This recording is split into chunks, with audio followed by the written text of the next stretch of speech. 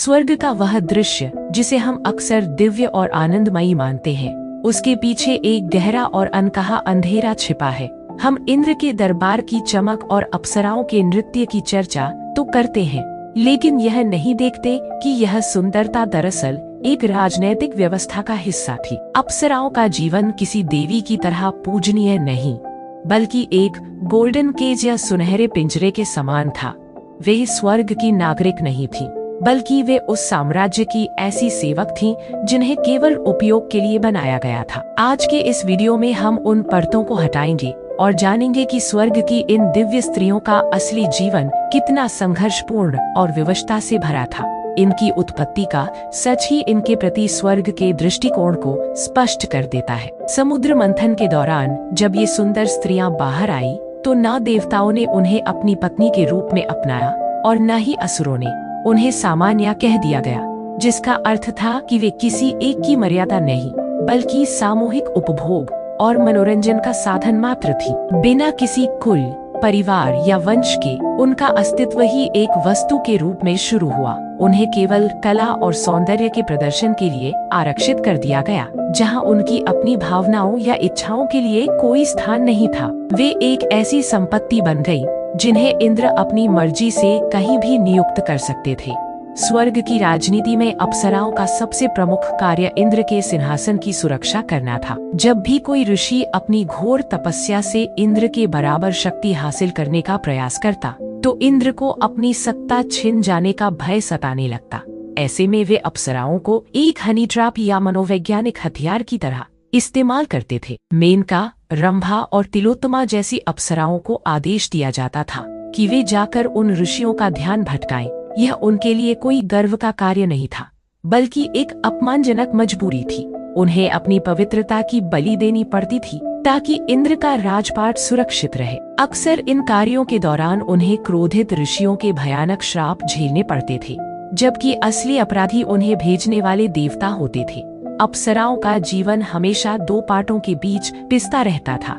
एक तरफ इंद्र की कठोर आज्ञा और दूसरी तरफ ऋषियों का भयंकर क्रोध। विश्वामित्र की तपस्या भंग करने के कारण मेनका को न केवल अपमान सहना पड़ा, बल्कि अपनी ममता का भी त्याग करना पड़ा।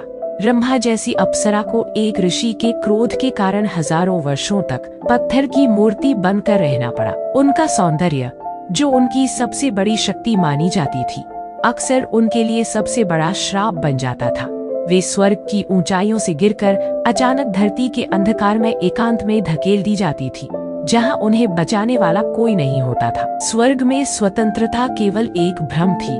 अप्सराओं को कभी यह अधिकार नहीं दिया गया कि वे अपनी पसंद से प्रेम कर सकें या विवाह कर सकें। उनका कार्य केवल काम वासना और मनोरंजन तक सीमित रखा गया। जब भी किसी अप्सरा ने किसी मनुष्य या देवता से सच्चा प्रेम करने का साहस किया, उसे कठोरतम दंड भुगतना पड़ा। उर्वशी और पुरुरवा की प्रेम कहानी इसकी गवाह है, जहां इंद्र ने षड्यंत्र रचकर उनके प्रेम को तोड़ दिया और उर्वशी को वापस स्वर्ग के पिंजरे में लौटने पर मजबूर किया। उन्हें एक हृदय वाले इंसान के बजाय केवल एक परफॉर्मर के रूप में देखा गया, जिसकी मुस्कुराहट के पीछे का दर्द कोई नहीं समझना चाहता था।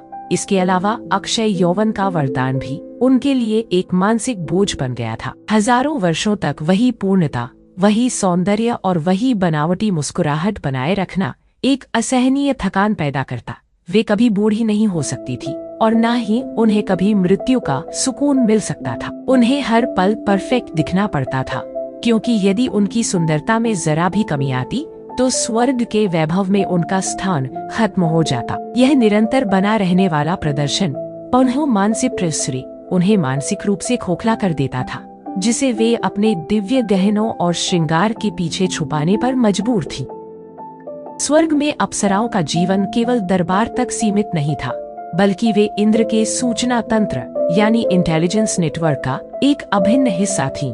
उन्हें न केवल नृत्य में, बल्कि मनोविज्ञान, कूटनीति और भाषाओं में भी प्रशिक्षित किया जाता था। जब भी स्वर्ग पर कोई कूटनीतिक संकट आता या असुरों की शक्ति बढ़ने लगती, तो इन अप्सराओं को दूत बनाकर भेजा जाता था। उनका कार्य गुप्त सूचनाएं निकालना और शत्रुओं के बीच फूट डालना होता था। यह एक अत्यंत जोखिम भरा कार्य था, जहां पकड़े जाने पर उन्हें क्रूर यातनाएं दी जा सकती थी। फिर भी इतिहास में उन्हें कभी एक योद्धा या देशभक्त का दर्जा नहीं मिला। उन्हें हमेशा केवल एक सुंदर चेहरा ही समझा गया। एक और कड़वा सच उनके मातृत्व मदरहुड से जुड़ा है।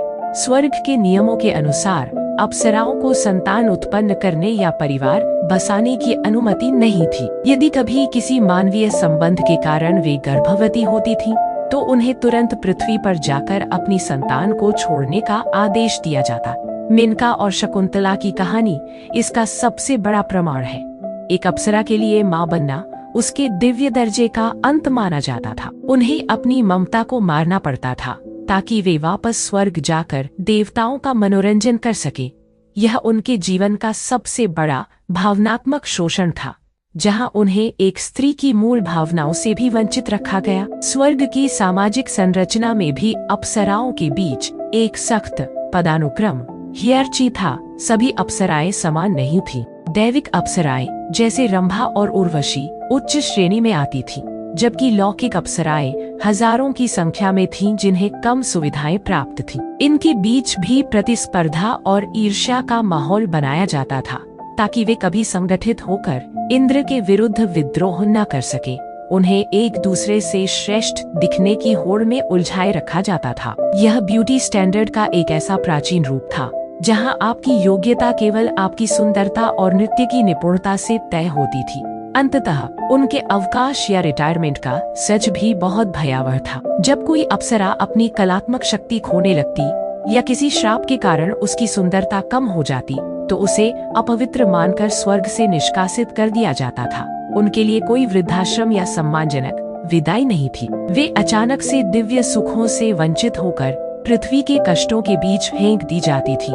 जिस स्वर्ग के लिए उन्होंने सदियों तक अपनी अस्मिता और खुशियों की बलि दी, वही स्वर्ग उन्हें एक पुरानी वस्तु की तरह त्याग देता था। यह उपयोग और फेंक देने उसे आंध्रो की संस्कृति स्वर्ग के उस न्याय पर बड़े सवाल खड़े करती है जिसे हम धर्म का आधार मानते हैं। निष्कर्ष के तौर पर हमें यह समझना होगा कि अप्सराएं केवल पौराणिक कथाओं की सुंदर नर्तकियां नहीं थीं, बल्कि वे उन स्त्रियों का प्रतिनिधित्व करती हैं जिन्हें सत्ता और राजनीति ने हमेशा एक मोहरे की तरह इस्तेमाल किया। स्वर्ग का वह आलीशान दरबार उनके घुंघरुओं की झंकार से तो गूंजता था, लेकिन उन आवाजों के पीछे उनकी सिसकियां दब जाती थीं।